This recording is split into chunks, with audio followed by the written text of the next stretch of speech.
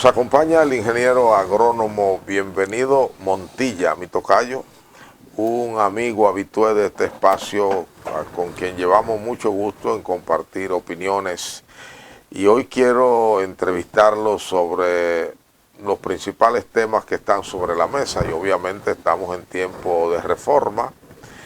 Y aunque él no es abogado, es un ciudadano de mucha experiencia profesional en el sector agropecuario, activista político importante del partido Un País Posible o País Posible, y es un gremialista que creo que es su principal actividad social como ciudadano gremialista en el CODIA, en el Colegio de Ingenieros, y de cuando en cuando creo que también mete la mano a favor del AMPA, de manera que tenemos a un ciudadano muy curtido en la vida política dominicana desde sus años de estudiante universitario muy temprano en los años 70, de manera que ha vivido, como decía Pablo Neruda, confieso que he vivido. Le invito a que nos acompañe en esta conversación en tiempos de reformas electorales, constitucionales, laborales y eventualmente fiscal también. Ingeniero, bienvenido Montilla, de nuevo mi gratitud por estar aquí, lo veo muy buen mozo. Antes, cuando yo era joven, que Dios guarde, y uno andaba así, decían, va a buscar visa. Porque uno siempre quería sorprender al cónsul norteamericano, yendo bien pepillo. Y conozco amigos que incluso en esa época se usaban los maletines Samsonite. Entonces pedían prestado un Samsonite, un saco, una corbata. Pero como el pasajero se delata por la maleta, usted sabe que uno cuando tiene algo nuevo que no es de uno habitual, uno está como incómodo, ¿no? Entonces el cónsul se daba cuenta, ¿no? No es su caso, por supuesto. Sí me imagino que estará en algunas actividades políticas donde se suele poner lo que antes llamábamos un gabán. Profesor, después el presidente Abinader en agosto, cuando tomó posesión con mucha alegría y en un discurso muy laudatorio de su gestión que recién terminaba, prometió depositar casi inmediatamente en el Congreso las reformas por las que él propugna, que están entre 12 y 13, según quien cuente, y bueno, arrancaría por la primera, que es la reforma constitucional, aunque mucha gente le advirtió que no comenzara por ahí. Quizás la primera debió ser la fiscal, pero él respondía siempre que la reforma constitucional era la madre de las reformas, es decir, que era la más importante y un largo etcétera. Bueno, ya la tenemos el proyecto de convocatoria de la Asamblea Constituyente y se está en esa discusión. Ahí hay que decir el propósito de la reforma y los capítulos de la reforma de la Constitución, que serían reformados, y ya pues tiene lo que se tiene siempre en un proceso de reforma constitucional, que es la sociedad dividida con opiniones diferentes. En sentido general, sin entrar en los detalles, ¿qué piensa usted de este tiempo o proceso reformador? Bueno, yo antes de comenzar, en el exordio, en el preámbulo, quiero agradecerle su gentileza de nuevo al invitarme a su programa. Es que usted es un buen tercio, como dicen en mi campo, un buen entrevistado. Yo creo que lo que hay es mucha confianza. Siempre, no, mire, Un exceso de confianza. La opinión más importante de una sociedad es la del ciudadano de a pie. Y el ciudadano de a pie es el que no es, en este caso, el especialista en la Constitución. Ese ya tiene sus conocimientos preelaborados. de acuerdo a sus libros, a sus estudios, a la escuela jurídica a la que pertenece, qué es lo que usted sería en materia de agronomía. Ahí, bueno, sería ya no la voz del ciudadano, sino del especialista.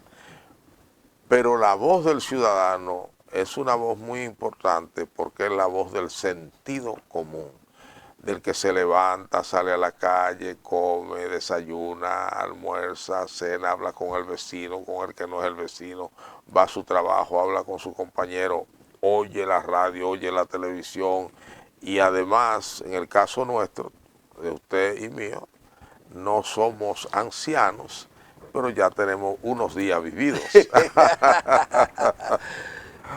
Si algo bueno ha ocurrido con el caso que toca ahora, con la reforma constitucional, es lo siguiente.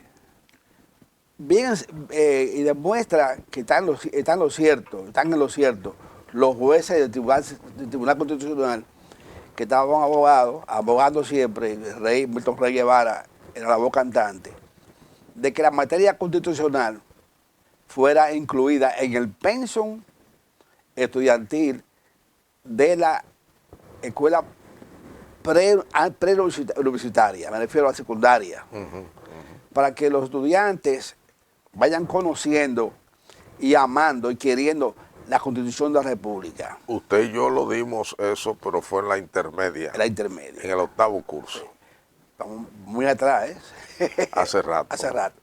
Pero que se introduzca otra vez el tema constitucional en la escuela. A mí me apasiona eso, porque si los ciudadanos de a pie, como usted dice, los comunes, no conocemos al detalle, el detalle no, el principio de la Constitución. Los principios generales. La Constitución. Es un paso muy importante. En ese sentido, yo me traje al programa un ejemplar de la Constitución del 2010. Que es la vigente. No, la vigente de 2015. Bueno, pero tuvo la reforma a esta. A esta. Ya. Pero esta es la esencia de la Esta es la Constitución, sí. aquella fue una partecita. Una partecita que se modificó en la cápita final.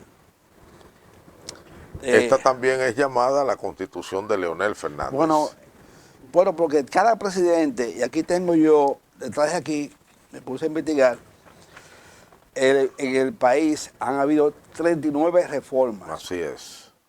Que salieron, dicho sea de paso, la Constitución acaba de publicar un facímil, un periodiquito que ellos ordinariamente publican, y tienen un interesante esquema, un resumen de todas las reformas, y sale hoy jueves, cuando grabamos, en el periódico El Diario Libre. Oh, correcto.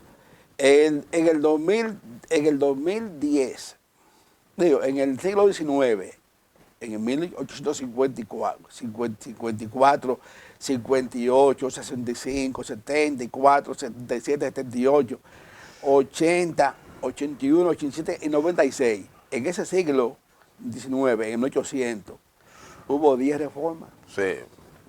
En el siglo XX, en el 2007, en el 24, 27, 29, 34, 42, 47, 55, 59, 60, 63, 1965, 66, 73 y 94. Hubo 16 reformas a la Constitución.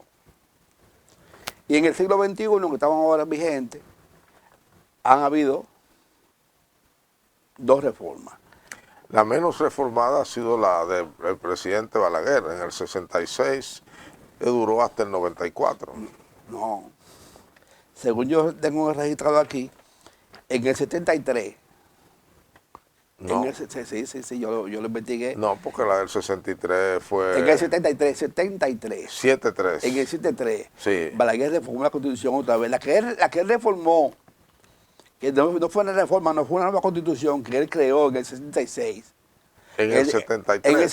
En el 66. Sí, eso después de la Guerra de Abril. Pero claro, esa es la Constitución que más ha durado. Pero no, él la modificó otra vez en el 73. La tocó. la ¿En el reformó. 73? Sí, ¿Para sí. qué? Porque en la 66, la de 1966, después de la Guerra de Abril, la constitución que él creó, Balaguer, la nueva Sí, sí, sí, constitución, sí. registraba 5 años de periodo constitucional. O sea, el periodo de gobierno, el interregno de gobierno eran de 5 años. Y entonces, para él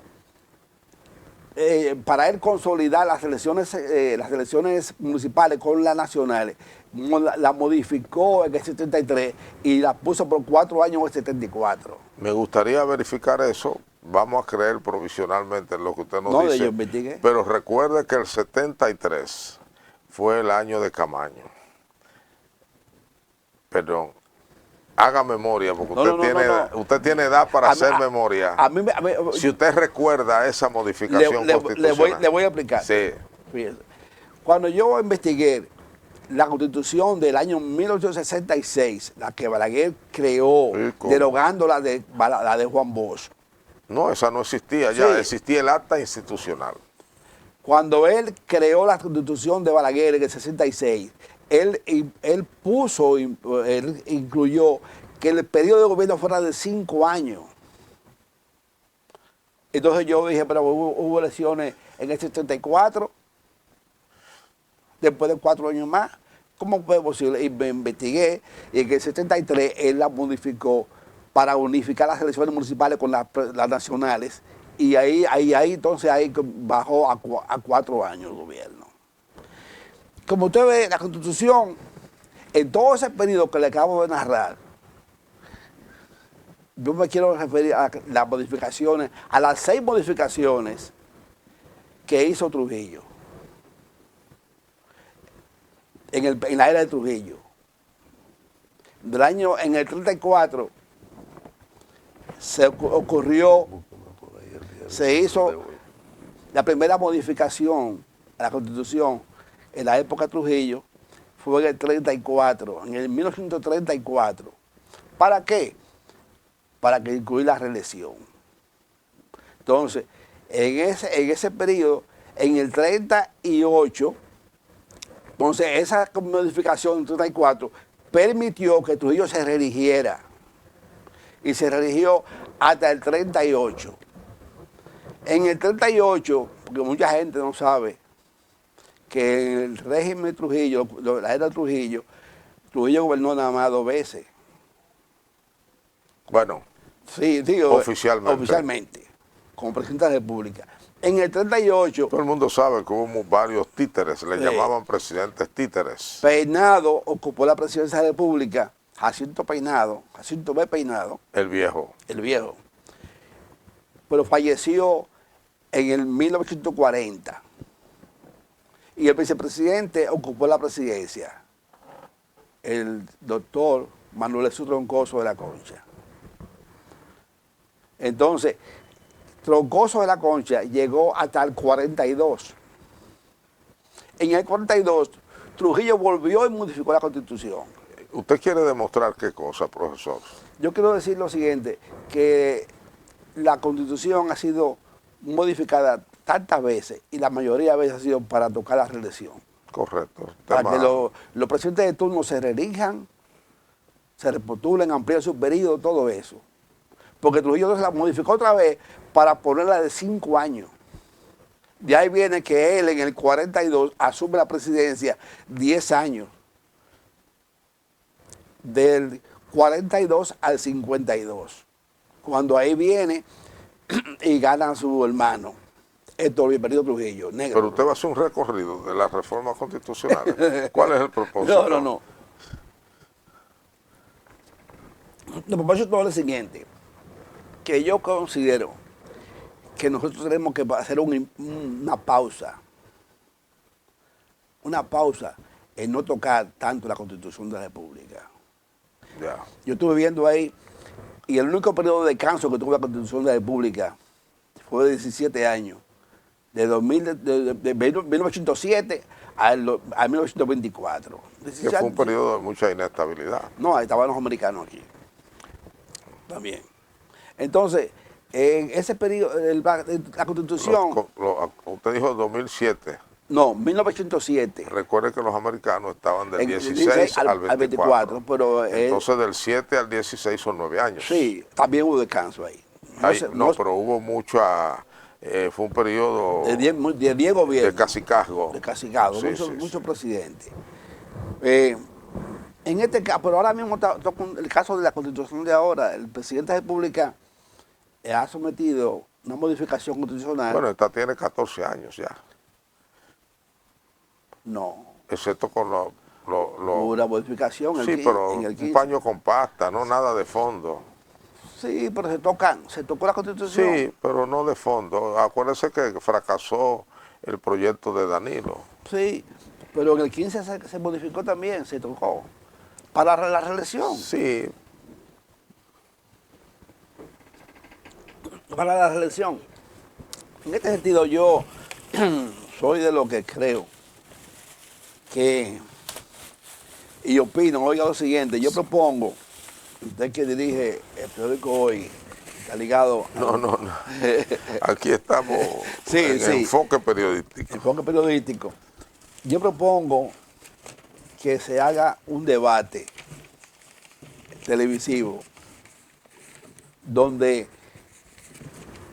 incluyan la parte pro modificación constitucional de ahora y la parte que está en contra.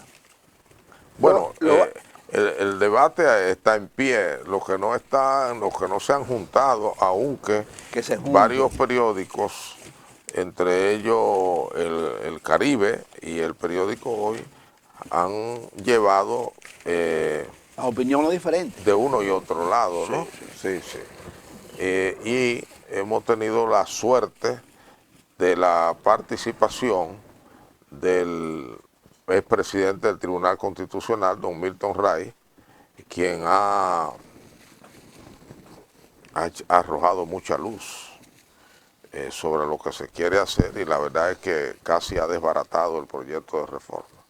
Sí, yo propongo ese debate público, lo digo con interés, como ciudadano a pie, como usted dice, con un interés sano. La democracia, en cierto modo, es educación. Así es. Educación. Y el país debe aprovechar la sapiencia, la sabiduría de tantas personalidades juristas, constitucionalistas que hay en ambos lados. Y sobre todo muchos jóvenes. Muchos jóvenes brillantes. Con ideas nuevas. Brillantes. Que ese deleite, ese bistec, ese consomé, debe el país aprovecharlo.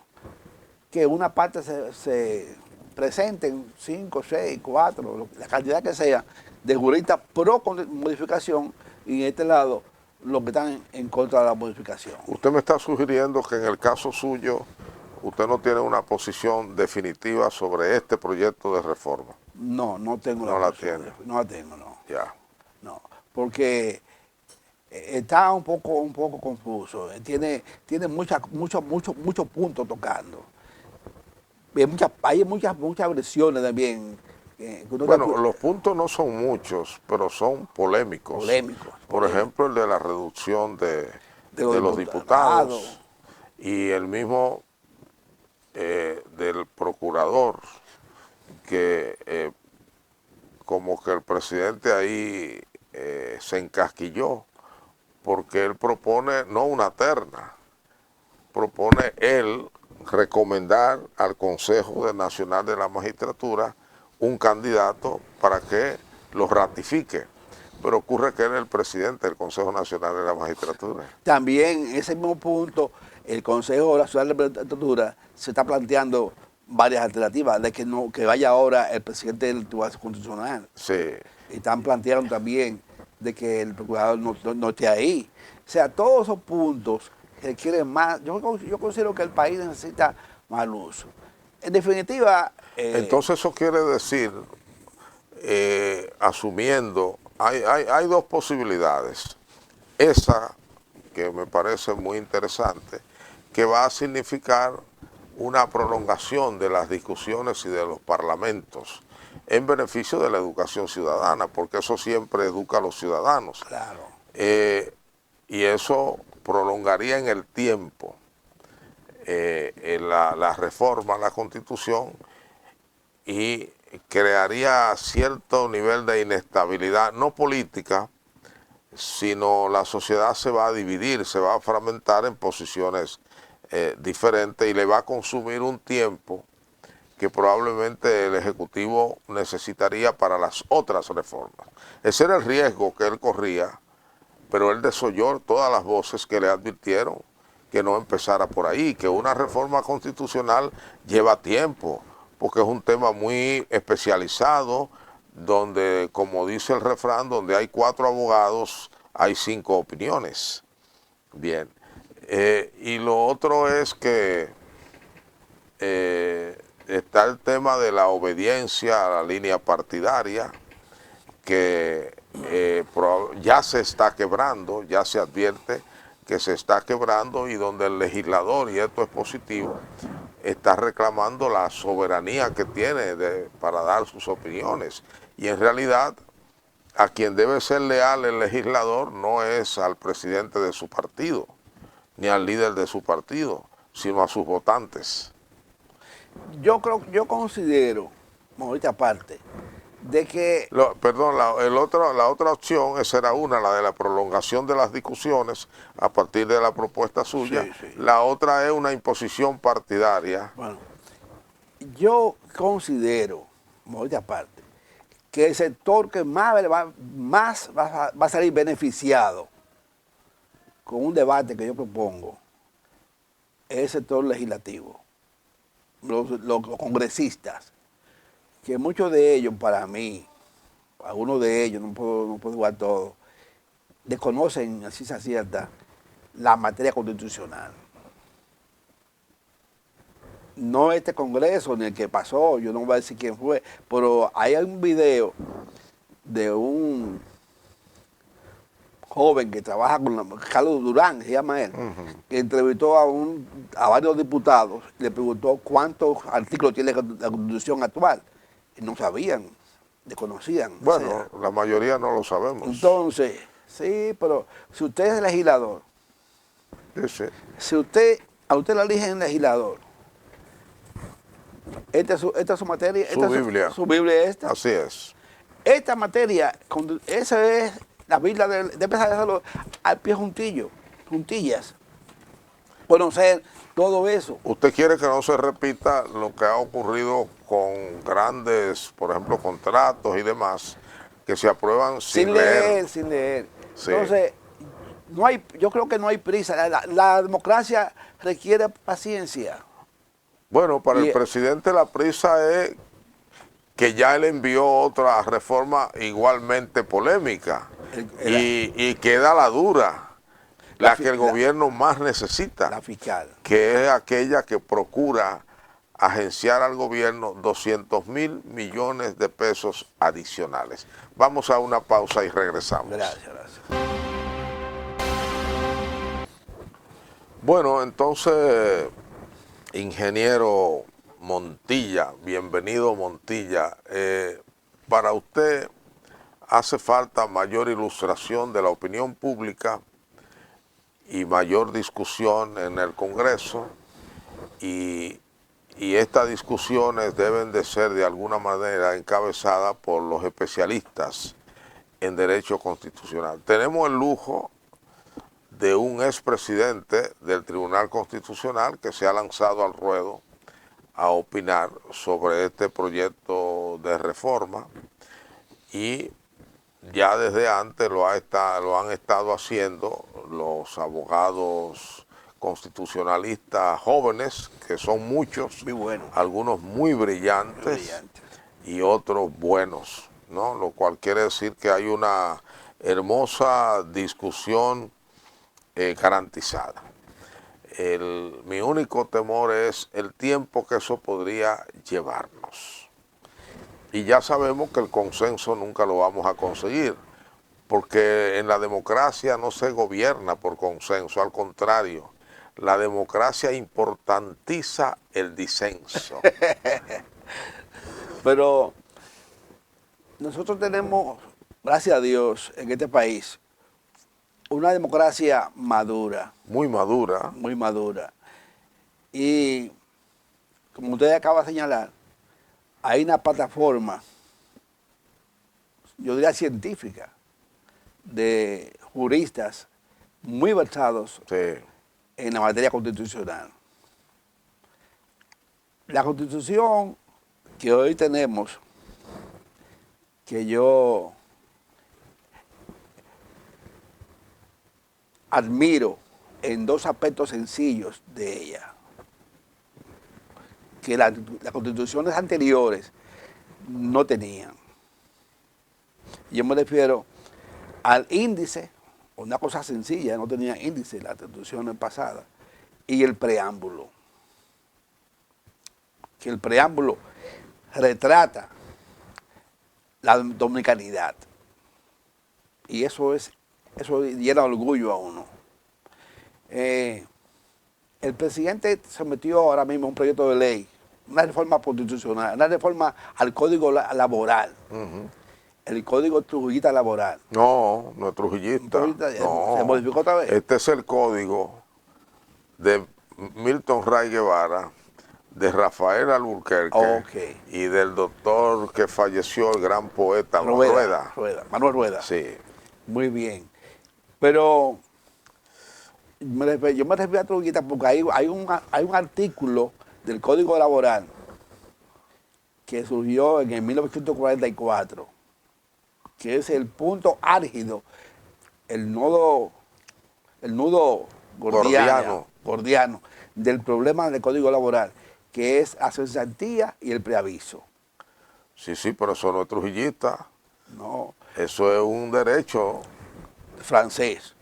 Sí, pero y dominicano también, sí. Universal. Entonces, usted no puede irse con una mano adelante y otra atrás después de 30, entonces, 40 años de trabajo. Claro. Entonces, ese punto que los empresarios, los empleadores, quieren eliminarlo, y no se ponen los sindicalistas, es el punto que requiere también más análisis. Lleva muchos años en discusión entre los sindicalistas y los empresarios. Creo que el presidente cuando se metió ahora el Código Laboral al Congreso, ese punto no lo tocó. No está resuelto, no, porque es el único disenso que hay. O sea, las partes no pudieron ponerse de acuerdo. Ahí se quedó igual. Todo el resto sí están de acuerdo. Ahora yo pienso que deben de mejor añadirle el derecho que debe tener el trabajador a decir, ya yo quiero irme, y que le den su liquidación. Que ahora no es así. Cuando usted renuncia a un trabajo, usted renuncia también a la liquidación. También hay que incluir, en modo de ver, una medida que toman muchas empresas, sabiamente, de cada año liquidar a todos los empleados, para no dejar acumular. Bueno, eso le conviene al empleado. Tiene ese dinerito cada año. Sí, de verdad que sí. Porque se lo dan, no importa después las condiciones en que salga. Pero todos los años le dan ese dinerito. Por ejemplo, las ONG que trabajan por proyectos, trabajan así. Mire, hay de todas las reformas que el presidente sometió y ha sometido y va a seguir sometiendo al Congreso. La reforma laboral, la reforma constitucional, la reforma... Pero antes de llegar ahí, ¿qué le parece a usted la constitucional y una semana después la laboral? Ay. Y quiera Dios que no venga una tercera.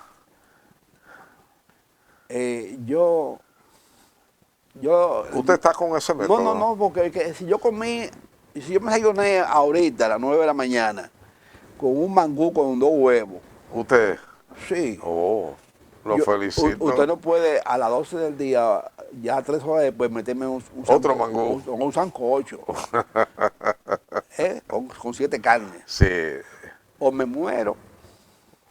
No, se queda estaciado ahí, que no puede ni respirar. No puedo, ¿a dormir que voy? No debe dormirse, porque dicen que uno lleno no debe dormirse. Dale la vuelta a la cuadra, porque es que no puedo, mi organismo. No es recomendable. No, es que mi hígado mi pobre hígado y mi pobre páncreas no van a sintetizar todos esos alimentos.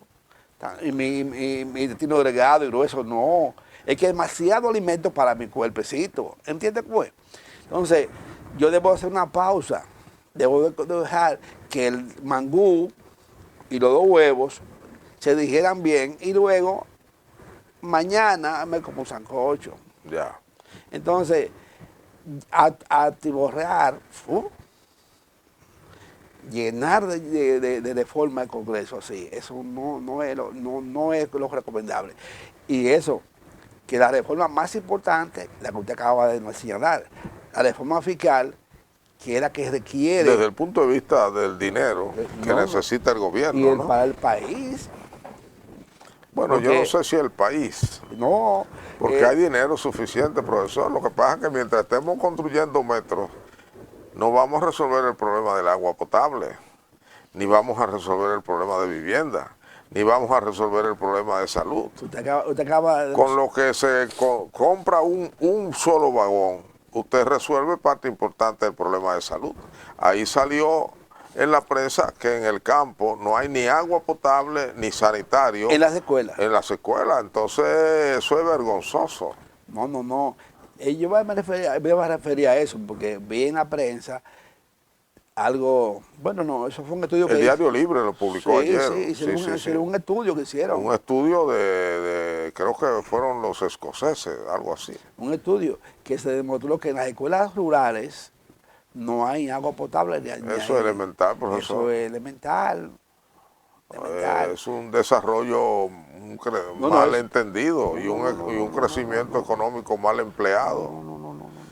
Porque vivimos cantando y haciendo partitura al progreso, pero para esa gente no hay progreso, ni lo puede. Después se quejan los gobiernos. Yo siempre digo esto, profesor, de que en las encuestas la mayoría siempre dice que para ellos la situación está peor. Nunca está mejor. Algunos políticos dicen que el país, la sociedad es malagradecida. No, es que si le averigüe por qué esa gente piensa así. Mire, yo lo voy a poner a usted, y esto que el presidente de la República lo escuche. Lo escuche esto, presidente. Él es amigo suyo, tengo entendido. ¿Usted es aliado de él? Soy aliado del presidente. Que escuche este mensaje, mire. Yo estoy trabajando en una comunidad, la ciudad urbana, y yo estoy viviendo todos los días, estoy viendo yo. Y me pregunto, 2 cosas que elementales. He visto la construcción de la reparación y construcción de las cañadas. El presidente ha ido 2 veces a las 800 en los ríos. Y yo me pregunto, pero en 4 años no van a tapar esa cañada. Encacharla. Encacharla. Entonces, un tramo de 200 metros durase 2 años para hacer eso. Eso no es tan prioritario. Y llegan aguaceros. Bueno, llegan 2 de noviembre, lo viví yo. Pero usted sabe lo que es peor. Después el mismo gobierno tiene que gastarlo en medicina por la gente que se enferma ahí. Pero el presidente ha ido 2 veces al mismo sitio a ver el desastre. Y dice cada vez que lo van a reparar. Háganlo. Pero yo no me explico cómo es posible. Esa es una parte. Bueno, el tema es si detrás del háganlo se entregan los pesos para hacerlo. Yo sé que yo estaba en el CODIA y sé que los ingenieros, a veces le culpan a los ingenieros, pero los ingenieros no le pagan sus ubicaciones.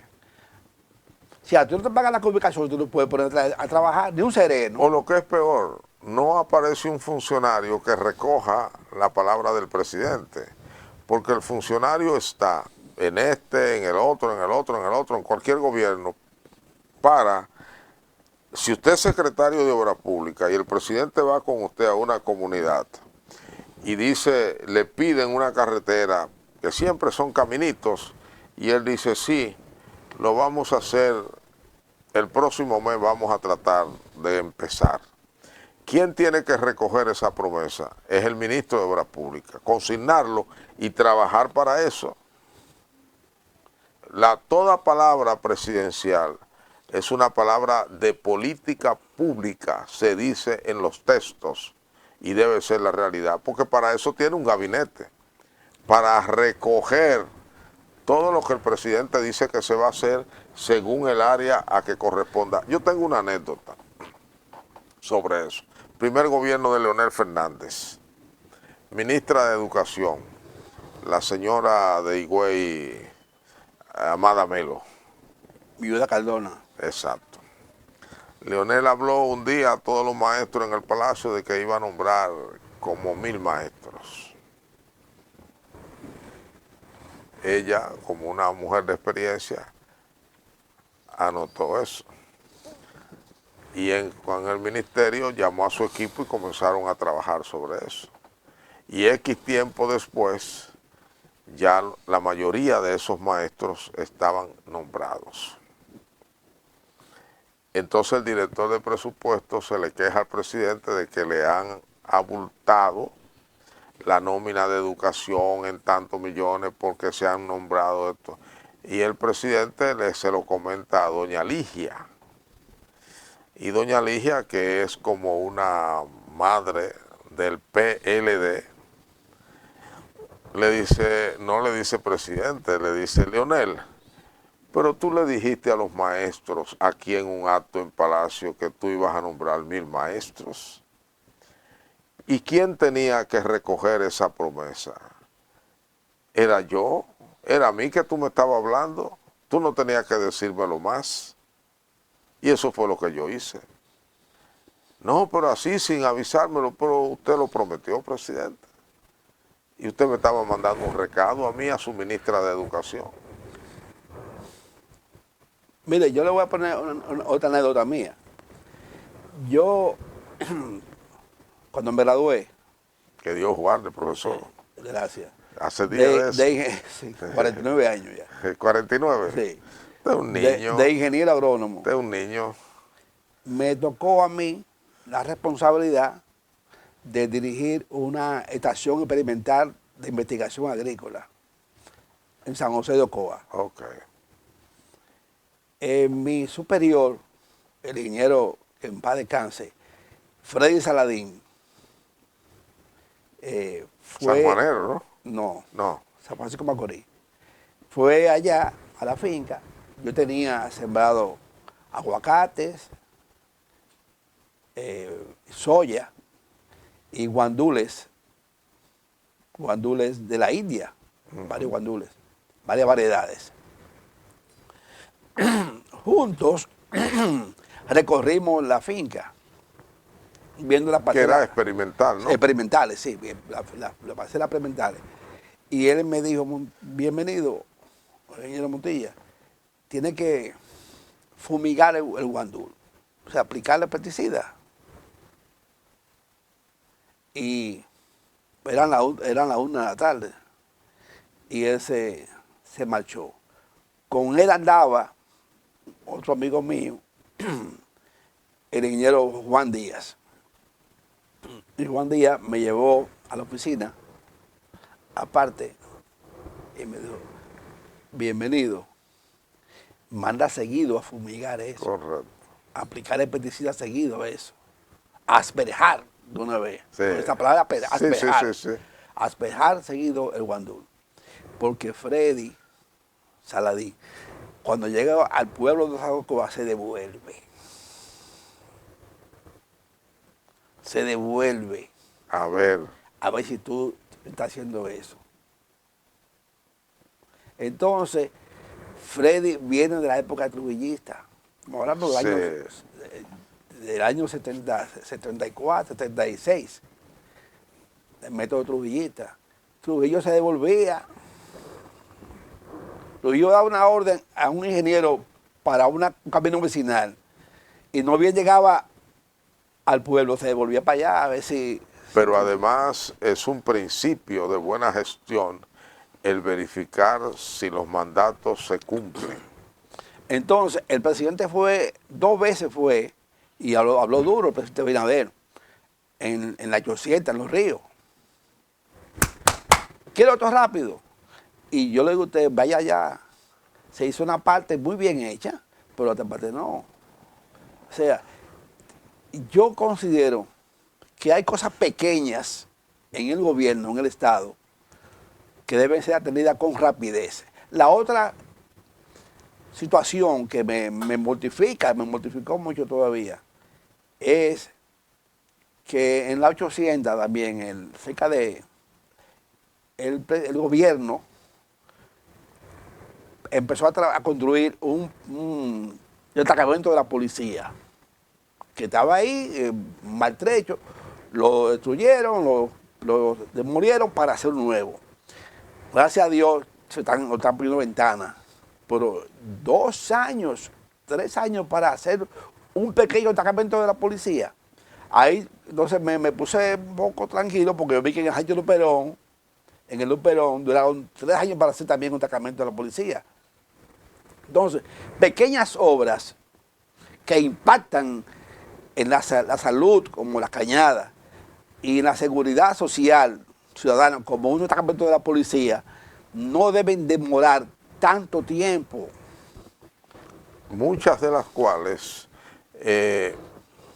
no se hacen por dejadez, porque los recursos están ahí.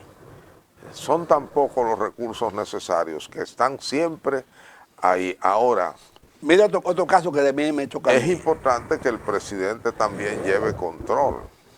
Y cualquier otro presidente. Mire, ¿cómo es posible que se llegue al extremo de que varios ingenieros tengan que hacer un piquete frente al Palacio Nacional o frente a Hacienda o al Ministerio de Vivienda porque le deben 400 millones de pesos? No. 400 millones de pesos desde hace 4 No. años. ¿De 4 qué? Sí. No, hace tiempo. O sea, ese tipo de esos ruidos innecesarios. Apáguenlo, reúnalo, recíbalo. Ahora, ¿de qué se quejan ellos? ¿Por qué llegan al piquete? ¿Por qué llegan al extremo del piquete? Porque no fueron recibidos por el ministro de Vivienda. A mí siempre como persona, pero siempre, no ahora, quizá desde que lo leí por primera vez, no sé cuándo, me ha preocupado el proceso de toma de decisiones. Porque si usted no toma decisiones con calidad, será un fracaso. Entonces, desde el nombramiento del personaje, usted tiene que darle seguimiento. Hay nombramientos que usted sabe que va a ser un fracaso. No por mala voluntad, sino porque el nombramiento no fue correcto. Eso es válido para el sector público y para el sector privado. Es más, en el sector privado son mucho más rigurosos. A un banco no se le ocurre nombrar como vicepresidente de un banco a alguien que no sepa de banca. No se le ocurre. No. Y no se le ocurre poner un cajero hasta que no tenga el entrenamiento suficiente y cuente con determinada rapidez y precisión.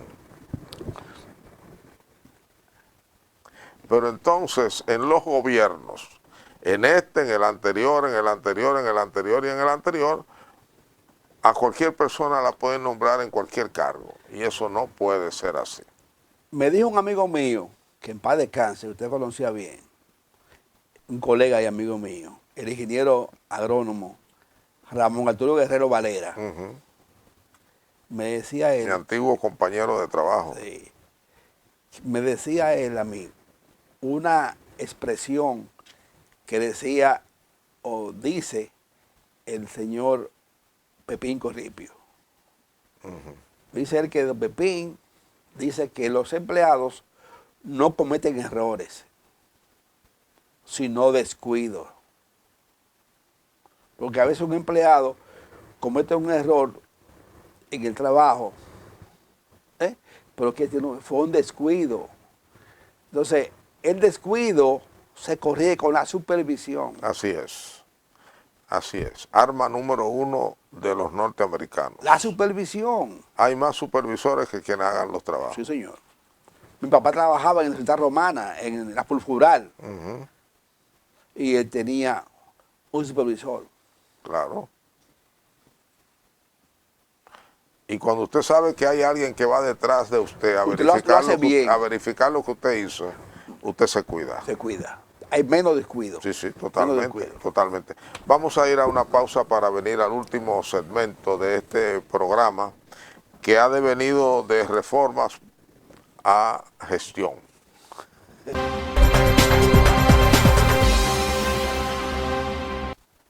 Ingeniero, venimos a la parte final. Usted, bueno, déjeme plantearle esto que me parece interesante. Hay quienes tienen el temor de que en el proceso de discusión de la reforma constitucional aparezca un legislador, y se ha hablado concretamente del Partido Reformista, que diga: yo quiero que se introduzca un motivo más de reforma a la Constitución, y lo planteo a esta sala, que es la posibilidad de la reelección del presidente, porque él es un presidente bueno, esto, aquello, que está transformando el país, y haga una apología del presidente. ¿Usted piensa que existe ese temor? Se ha hablado en los litorales de la oposición, básicamente en el Partido de la Fuerza del Pueblo, de que usted acaba de decir, que llaman una agenda oculta. Sucede que la posibilidad legal existe, porque una vez se constituya la Asamblea Revisora, es soberana. Es soberana. Cualquier legislador... ¿Usted cree que el presidente tiene una agenda oculta en esta reforma? No. Yo creo que el presidente ha sido claro de que él quiere ponerse un candado, un autocandado, y creo en eso. Pero sería una cosa muy descabellada. O sea, una agenda oculta, salir con una cosa así, eso va a encrispar el panorama social y político del país, lo cual no es conveniente, porque por ahí viene, como usted acaba de decir, la reforma más importante, que es la reforma fiscal, que va a incidir en que el gobierno tenga recursos para invertir en obra pública, la salud, los caminos vecinales, la agricultura, ¿entiende? La educación. Y entonces esa reforma es la que el país necesita, la reforma fiscal. Y para esa reforma fiscal tiene que llegar en un ambiente de aguas tranquilas y de mucho consenso. Porque la reforma fiscal en Kenia hubo un problema serio. Entonces usted descarta una agenda oculta. Sí, yo lo descarto. Sí. Ingeniero, muchas gracias por darme todas esas opiniones. Yo sé que quedan más en el tintero. Espero que cuando las discusiones sobre esta reforma avancen, nosotros podamos juntarnos de nuevo para hablar sobre cómo se encamina el proceso reformatorio. Recuérdese que le dije que es un debate. Tome esa carta en el asunto. Bueno, a ustedes gracias por igual. Nos vemos en el próximo programa.